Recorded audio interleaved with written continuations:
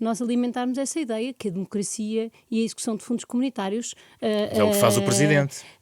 Eu estou a comentar, que é a democracia e os fundos comunitários então aqui em contradição, porque então eu escolho sempre a democracia, porque, e o país tem tido e tem que ter capacidade de ultrapassar.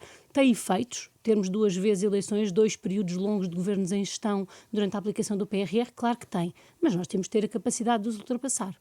E finalmente para dizer que posso concordar com a ideia de que a estabilidade política ajuda à execução de fundos comunitários, mas aí aquilo que pode contribuir para a estabilidade política é vivermos menos de cenarizações.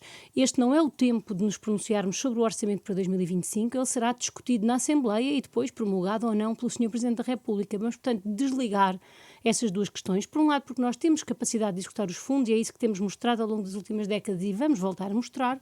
E depois, porque essa ideia de que os fundos são mais importantes do que qualquer espaço de intervenção política ou mesmo eleições como existiram, é algo que eu contradisse quando era responsável pela execução dos fundos e volto a contradizer. Não há nenhuma questão com a execução de fundos e cabe agora aos partidos, e ainda nem estamos no tempo, não, a partir de setembro, negociar o orçamento para 2025. Pacheco, é também uma pressão para um orçamento que permita, enfim, ser viabilizado, e isso significa também alguma cedência no quadro político atual? Muito boa tarde. Eu diria que é uma mensagem para todos.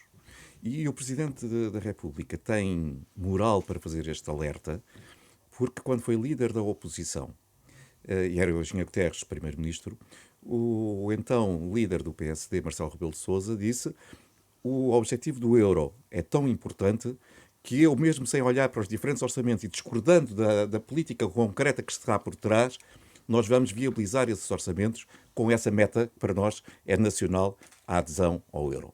Ora bem, aquilo que agora o Presidente da República, Marcelo Rebelo de Sousa, diz está nessa mesma linha, quer dizer, os fundos estruturais são importantes. Eu concordo com o que disse a Mariana. Não é mais importante que tudo, não é mais importante que a vida. Não é mais importante que a democracia. E é verdade que, havendo atrasos, eles podem ser recuperados. Agora, o espaço para essa recuperação cada vez é menor porque a meta está muito próxima. Então, mas se é possível dar a volta, não é possível, também não faz sentido dramatizar. Não, agora repare, estou a dizer, porque se os fundos fossem até 2030, não existir orçamento para o próximo ano, significa que poderia haver um novo atraso, mas haveria tempo para depois recuperar desse atraso. Só que agora já não temos esse tempo para recuperar do atraso e, portanto, temos ou gastamos ou não gastamos.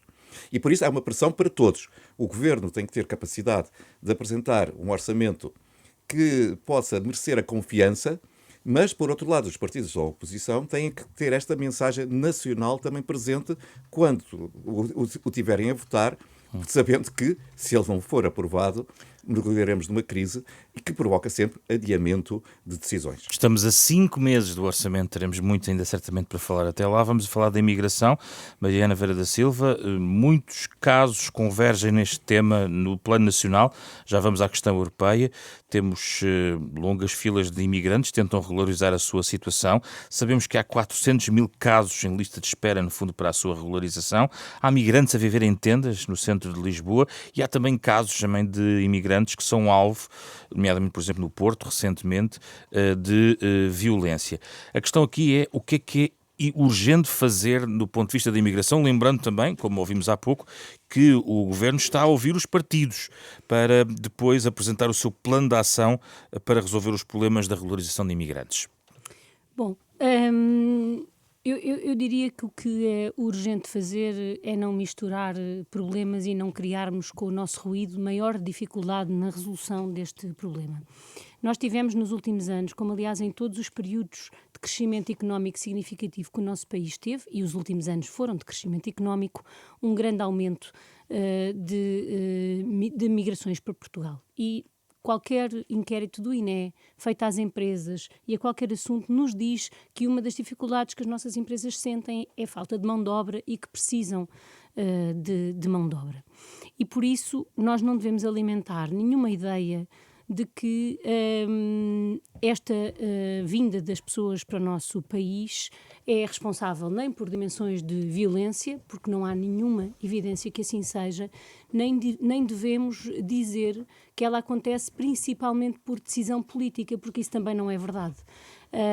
Ouvimos muito dizer que o problema foi uma política de portas escancaradas, mas a realidade é que cá, como em todos os países, sempre que há necessidade de trabalhadores, há fenómenos migratórios, principalmente num contexto de que à nossa volta, quer no Norte da África, quer... Mas há 400 mil processos ali certo. na pilha do CEF que já passaram para a AIMA. E essas pendências resultam de duas coisas fundamentais. Primeiro, do problema original, que era o CEF não ter uma visão administrativa sobre esses processos, mas sim policial, porque era uma força policial.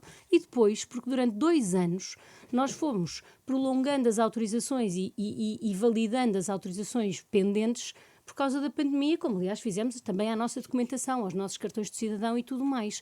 E portanto há um acumular de situações que é uma política que era preciso ser mudada, que não deve ser, no nosso entender, uma polícia a fazer trabalho que é administrativo, e por outro lado o efeito de 2 anos em que os serviços públicos estiveram com grandes limitações. Mas vivemos agora uma urgência. E agora a urgência precisa de ser trabalhada sem pôr em causa a decisão de separar a dimensão policial da decisão administrativa, porque essa é a decisão original. Tanto quanto sei, não é? A AIMA tinha apresentado ao governo anterior, de que eu fiz parte, e também já ao governo atual, um programa de regularização, até baseado em algumas soluções mais de massas, digamos assim, para a regularização. Agora cabe ao governo decidir se esse ou não é esse o caminho. Aquilo que eu queria dizer é que, por termos um problema, não devemos pôr em causa a solução encontrada de separação entre polícia e documentos administrativos, que não está na origem desta acumulação de dependências, porque senão voltamos sempre ao mesmo início. E, portanto, ver se é necessário, e provavelmente será, reforçar a AIMA para fazer face a um novo ciclo de imigração muito mais significativo do que aquele que tínhamos, e procurar estas soluções rápidas de resolução destas pendências, sem nunca confundir o problema que temos com a criação da AIMA e a separação que originou um grande reforço da Polícia Judiciária com os meios do CEF, mas não só, para poder fazer o trabalho policial, que é muito relevante e que sabemos que é relevante, mas fundamentalmente agora reforçar as condições de redução de dependências e de integração, porque vivemos uma realidade completamente diferente. Não é só temos mais imigrantes, temos imigrantes diferentes, que o nosso país tradicionalmente recebia muitos imigrantes da CPLP e menos imigrantes de outros espaços, e isso é um esforço de integração que precisamos de poder reforçar. Duarte Pacheco, articula este debate também com a forma como devem ser estabelecidas eventuais novas regras ou uma reforma de regras e de princípios da forma como acolhemos os migrantes, ou prefere separar a situação dos processos pendentes, das filas, desta situação? São duas coisas diferentes. Um lado é a resolução do problema que temos neste momento.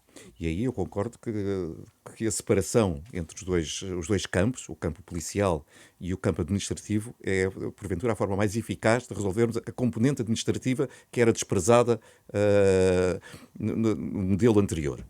Mas há aqui claramente uma falha, que ou os meios não foram suficientes, ou o planeamento não foi eficaz, porque durante estes meses não se viu a resolução do problema e dar uma resposta concreta aos cidadãos.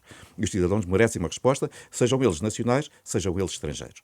E, portanto, tem que se encontrar claramente uma capacidade de responder de uma forma expedita a todos. Agora, o problema da imigração é algo que nós temos que fazer aqui uma reflexão, que é, realmente, estamos numa situação de praticamente pleno emprego. Visitando empresas de todos os setores, do turismo, da agricultura, até da indústria, o problema é nós não temos mão de obra. Mais até já do que o capital ou que os juros altos, não, é mão de obra. Na minha zona, a zona oeste, grande parte das estufas e da agricultura que existe nos pomares, da pera rocha, dos outros, é mão de obra estrangeira. E as pessoas estão integradas. E como estão integradas, não se sente nenhum conflito entre os residentes nacionais e os imigrantes que estão ali a trabalhar. A questão do conflito é uma falsa questão em Portugal? Não. O problema, mais do que o conflito, é uma sensação de insegurança quando as pessoas não encontram trabalho. E aí quase que poderíamos dizer, independentemente de serem quase que nacionais ou não. Se as pessoas vêm à procura do emprego ou com a promessa do emprego, não encontram esse emprego, vivem numa miséria, acumulam-se em estações de metro a dormir. Não sei se já passou pela Carro do Oriente à noite, nós sentimos inseguros. Porque aquelas pessoas, não é que nos queiram fazer mal, mas o vermos pessoas que se calhar não têm um cêntimo para comer, acabam por ter outro tipo de comportamentos que não são aceitáveis também. Deve entrar em Portugal com a garantia de um visto de emprego? Para mim é fundamental ter essa garantia, de modo a que cheguem, tenham o trabalho que eles querem, porque as pessoas querem efetivamente trabalhar para melhorar as suas condições de vida e muitos deles para enviar rendimentos para casa, porque mandar 100 euros para nós pode parecer pouco, mas para quem vive em alguns desses países é mais do que o salário mensal que eles teriam se lá estivessem, e têm lá a família, e portanto eles querem mesmo trabalhar. Agora, não vale a pena virem se depois vão parar na Carro do Oriente a dormir, porque infelizmente não encontraram trabalho e a sua expectativa desapareceu. Mariana Vera da Silva, Portugal deve acolher imigrantes apenas e só com a garantia de que eles têm um emprego cá à sua espera? Eu queria dar uma nota sobre este tema, porque nós devemos, e provavelmente para isso precisamos mais do tempo que temos aqui, mas nós temos realidades muito diferentes, e uma parte da realidade que o Duarte Pacheco acabou de descrever tem a ver com os requerentes de asilo, cujos números aumentaram muito nos últimos anos por força do ambiente que se vive em torno da Europa e não propriamente com migrantes. Os requerentes de asilo têm regras diferentes, eles chegam e pedem asilo, há um tempo em que há uma decisão sobre deferimento ou indeferimento e por isso os mecanismos de integração ou de visto de emprego não são os mesmos e nós devemos diferenciar, também por causa do debate que vamos ter daqui a pouco, pela sua dimensão europeia, mas também porque os instrumentos não são os mesmos. Nós não temos os mesmos instrumentos de integração de requerentes de asilo, nem podemos ter no sentido em que uma parte muito significativa são indeferidos. No caso dos migrantes económicos que procuram este emprego. Nós sabemos que a entrada em Portugal por vias legais é sempre mais propícia à integração. E por isso criámos um visto de procura de emprego, também porque vivemos numa situação de pleno emprego. Não há uma garantia prévia, mas nós sabemos que a pessoa entrar de forma regular, e o visto de procura de emprego permite uma entrada regular, que é diferente de entrar com visto de turista à procura de trabalho, que é uma forma que não é a forma regular, e por isso este equilíbrio entre entradas regulares implica não entrarmos num discurso de portas escancaradas, porque os problemas maiores que nós temos com a integração de migrantes não são por quem vem pela via legal, a tal porta mais aberta. Vem por quem não conseguiu vir por via legal, vem por vias que não são legais e fica nas mãos de redes e de tráfico que precisamos de combater. E por isso algum cuidado no discurso em matéria de migrações também é necessário. Mas deve haver uma regulação extra para não haver as tais portas escancaradas? Se nós temos um problema com quem vem ilegalmente, então o problema não é de regulação de quem entra, porque quem entra legalmente entra de uma forma em que a integração é mais fácil. As pessoas têm logo documentação, podem logo aprender português, podem colocar os filhos na escola, podem recorrer ao SNS. Essa é que é a boa forma de entrar. E por isso fechar portas no sentido de mudar as regras para depois continuarmos, porque a economia vai precisar e as pessoas vão chegar por portas que não são legais, não vai ajudar a nenhum sentimento eventual de insegurança. E, portanto, eu percebo as críticas e aceito que há muito a fazer em matéria de integração. E já agora, porque é que não se não se forçaram... temos cuidado com as mensagens, Sim, acabamos a fazer um discurso de exclusão que aumenta o porque é nosso que não se problema reforçaram os meios de da AIMA em tempo útil? A AIMA tem 6 meses. O principal problema de meios neste momento nem sequer é da AIMA, é de um sistema informático que não é da AIMA, Sim. é da dimensão policial desta entrada e precisa de ser reforçado e os tempos. Mas nós, em 6 meses, e no vosso noticiário tinha também o caso da direção executiva, nós precisamos de ter alguma cautela na forma como pomos as coisas em causa quando elas no início têm problemas, porque qualquer mudança tem problemas e nós ou o resolvemos ou pomos em causa e revertemos. Os sinais que tenho das reuniões que o Governo fez esta manhã com os partidos não são no sentido da reversão e saúdo isso, e por isso o que importa agora é reforçar agora todo este edifício das migrações teve um grande reforço, desde logo, porque a criação da AIMA é em si um reforço, um organismo que pretende olhar apenas e só para a dimensão administrativa e de integração. Pacheco, um rebate sobre este tema? Se as regras para quem quer vir legalmente são as adequadas, então temos que regular de uma forma mais dura a outra componente.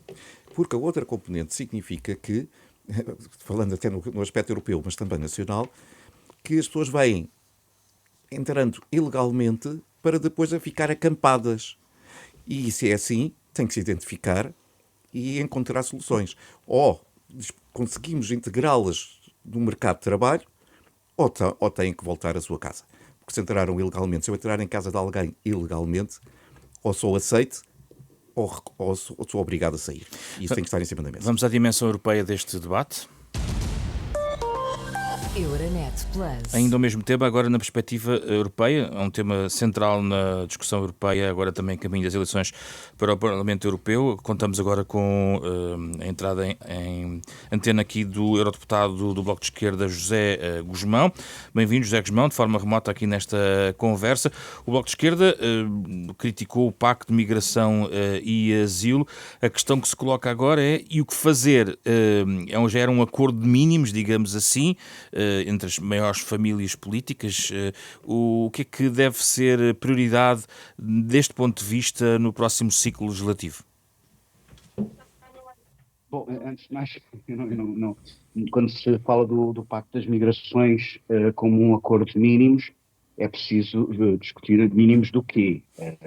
Basicamente, o que o Pacto das Migrações faz é desistir da criação de corredores legais, inclusive no mecanismo do asilo, para, no fundo, restringir e também externalizar o controle de fronteiras e criando o que me parece ser o problema corretamente identificado pela Mariana Vieira da Silva, que é, há aqui duas questões diferentes. A imigração que ocorre através de canais legais e a imigração ilegal. E se nós restringimos os canais legais de imigração, vamos ter mais imigração ilegal. E eu estou convicto que quer o Eduardo Pacheco, quer a Mariana Vieira da Silva, não é isso que defendem, mas há quem defenda. Há quem se alimente da imigração ilegal, quer do ponto de vista económico, os imigrantes ilegais são trabalhadores particularmente desprotegidos, e há quem se alimente politicamente da imigração ilegal, porque ela alimenta um determinado discurso político que tem ganho peso. Do nosso ponto de vista, e além mais queria chamar a atenção para uma coisa de que falou o Eduardo Pacheco, que é que há muitos setores que recorrem a trabalho migrante em que as pessoas chegam, têm trabalho e depois deixam de ter trabalho, porque existe, por exemplo, o problema da agricultura, existe muito trabalho migrante que é sazonal e, portanto, as pessoas trabalham durante algum tempo e depois deixam de ter trabalho. E aqui a questão da regularização é absolutamente decisiva.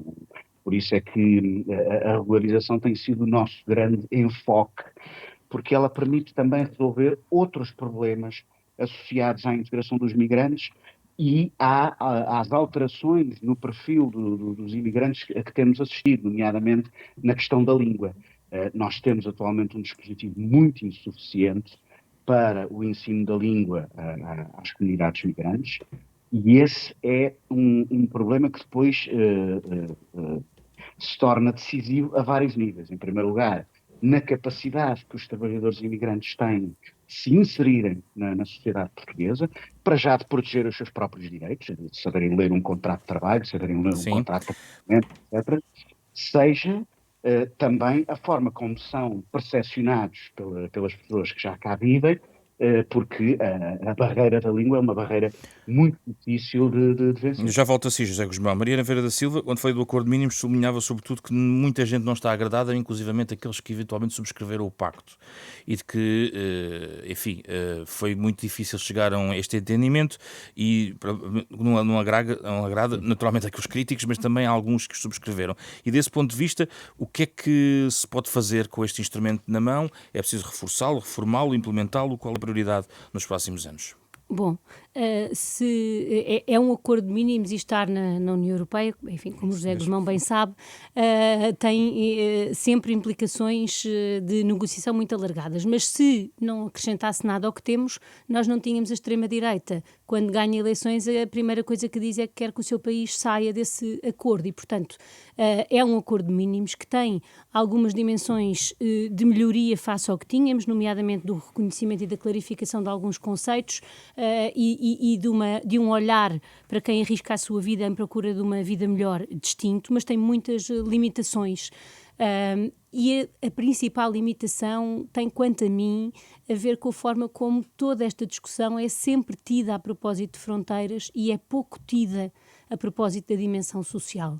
E, portanto, o pilar europeu dos direitos sociais tem pouco de integração de migrações e nós precisamos mesmo de trabalhar para que tenha. E, portanto, todos sabem, julgo eu, a forma como o Partido Socialista olha para este acordo com muitas limitações que ele tem, mas a própria Europa, enquanto continuar a olhar para este tema apenas com o olhar da dimensão fronteiras, nunca conseguirá um acordo que seja verdadeiramente humanista, solidário e que olhe para o problema como ele deve ser olhado. E, portanto, eu diria que ele existe, está aí, com as coisas em que acrescenta à realidade que tínhamos antes, com muitas limitações, a principal delas defendermos que toda a pressão que a extrema-direita vai fazer para alterar no mau sentido, tornando ainda mais mínimo, se pode dizer assim, resistir a elas e principalmente acrescentar a dimensão do pilar europeu dos direitos sociais, tanto na dimensão de combate à pobreza, de emprego, de acesso à habitação que o pilar tem, mas que tem pouco de trabalho com os migrantes e precisava de ter mais, porque enquanto, e aqui, tal como no debate que estávamos a ter até aqui, enquanto não estivermos a trabalhar nesta dimensão, muito dificilmente, e enquanto não trabalharmos mais, aliás, no apoio aos países que estão nas nossas fronteiras e que não conseguem dar oportunidades aos seus cidadãos, não sairemos desta equação impossível. E, portanto, acordo de mínimos, reconheço, mas assusta-me também que cada vez que temos eleições onde a extrema-direita ou ganha ou governa em coligação com partidos à direita, o que temos é até estes mínimos a serem postos em causa. Duarte Pacheco, sua família política europeia está aqui sob pressão extra por causa de, eventualmente, movimentos ainda mais à direita que podem querer contaminar e pressionar a vigência do próprio pacto? Ele é o acordo de mínimos, mas, por regra, dentro da União Europeia, todo o processo negocial acaba por ser um acordo de mínimos, porque quando estamos a falar com 27 Estados, com governos com diferentes orientações ideológicas, alguns com governos de extrema-direita, de partidos de extrema-direita no governo, etc., chegar a um acordo não é fácil, mas é um passo em frente. E agora, quando perguntava há pouco se é preciso reformulá-lo ou implementá-lo, implementar. Vale mais implementar algo, mesmo que seja pouco, do que querer começar por reformar e não implementar nada. Porque dentro do espaço europeu é bom que haja uma uniformização de conceitos e de políticas, e nesta área é muito importante que o faça. Claro que o próximo Parlamento Europeu pode ter uma composição diferente que venha a querer pôr em causa aquilo que se alcançou. Por isso é que eu falei da pressão também sobre o PPE. Claro, mas eu tenho a esperança que as famílias políticas europeias que têm sido maioritárias consigam salvaguardar essa maioria para que essa pressão de partidos de extremo não influencie a decisão que já foi tomada e ela possa ser implementada. Permita-me só que eu faça aqui ainda uma referência, só para perceber que às vezes as coisas são difíceis. E depois dar um bom exemplo. Na agricultura há trabalho sazonal, é verdade. Mas temos agricultores que já se queixaram que, terminada uma época específica, utilizam os trabalhadores para fazer outros trabalhos porque não os querem dispensar e gostam deles e querem mantê-los associados ao seu projeto empresarial, e que depois aparece a Inspeção de Trabalho a criar-lhes problemas e a multá-los porque as pessoas estão a fazer tarefas fora do contrato que estava inicialmente estabelecido. É um exemplo, se calhar preferiam que as pessoas tivessem sido despedidas. Um mau. Um exemplo que me impressionou muito foi há uns anos em Viena, uma conferência internacional sobre esta matéria, E quem estava, para além de estarem dirigentes políticos que fizeram os seus discursos, que se me perguntar o que é que disseram, eu já não me recordo, mas estava a atriz britânica Emma Thompson, que era embaixadora das Nações Unidas para esta área. E ela, em vez de fazer um discurso, pensando nós que ela ia fazer um discurso, subiu para o palanque, começou aos gritos e representou o sentimento de uma vítima de tráfico e de imigração ilegal. E presenciando aquela representação, dá para perceber que estamos a falar de seres humanos e que temos todos que fazer uma política sempre para garantir a sua dignidade. Esgotei o meu tempo aqui disponível, vamos ter que fechar por aqui. Muito obrigado pela vossa presença, José Guzmão, Mariana Vieira da Silva e Eduardo Pacheco. Foi o Caso Comum desta semana. Euronet.